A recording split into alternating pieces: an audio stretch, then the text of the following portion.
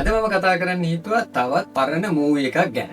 මේක තමයි coach Carter. Carter කියන කෝච් ඉස්කෝලේක බාස්කට්බෝල් ටීම් එකක් කොහොමද දියුණු කරන්න කියන එක තමයි මේ චිත්‍රපටයේ කතා කරන්නේ. ඒකේ අපිට ගන්න පුළුවන් ලෙසන් 3ක් තියෙනවා. පළවෙනි එක තමයි ඩිසිප්ලින් කියන එක. ඒ කියන්නේ විනය. එයාට පුළුවන් වෙනවා මේ විනයක් නැති ළමයින්ට එකට විනයක් ගෙනල්ලා ඒ ළමයි කවදාවත් නොකරපු දේවල් කරන තත්ත්වයකට ගිහින්. මේක කරන්න එයා මුලින්ම කරන්නේ හැම ළමයාත් එක්කම කොන්ට්‍රැක්ට් එකක් ගහගන්නවා. එයා කියනවා බාස්කට්බෝල් ටීම් එකේ ඉන්නවා නම් ඕගොල්ලෝ මෙන්න මේ කොන්දේසි මත තමයි වැඩ කරන්න ඕනි කියලා. අන්න ඒක තමයි එක සක්සස් ෆැක්ට් එකක් වෙන්නේ ඒ ටීම් එක ඉදිරියට යන්න. ඊට පස්සේ එයා පෙන්නනවා ස්ටෑන්ඩඩ්ස් ඕවර් ටැලන්ට්. ඒ කියන්නේ අපිට ටැලන්ට් එකට වඩා වැදගත් දේවල් තියෙන අනාගතේ ඉස්සරහට කරන්න තියෙන දේවල්. ඒ තමයි අධ්‍යාපනය කියන්නේ. එයා හැම ළමයෙක්ටම කියනවා 2.3 GPA එකකට වඩා අඩු වුණොත් බාස්කට්බෝල් ටීම් එකේ ප්ලේ කරන්න ඉඩ දෙන්නේ නැහැ කියන එක අවස්ථාවකදී එයා බාස්කට්බෝල් කෝට් එක ලොක් කරලා දාලා ළමයින්ට පාඩම් වැඩවලට යොමු කරනවා. යම් ටූර්නමන්ට්ස් කැන්සල් කරනවා. අවසාන වශයෙන් තියෙන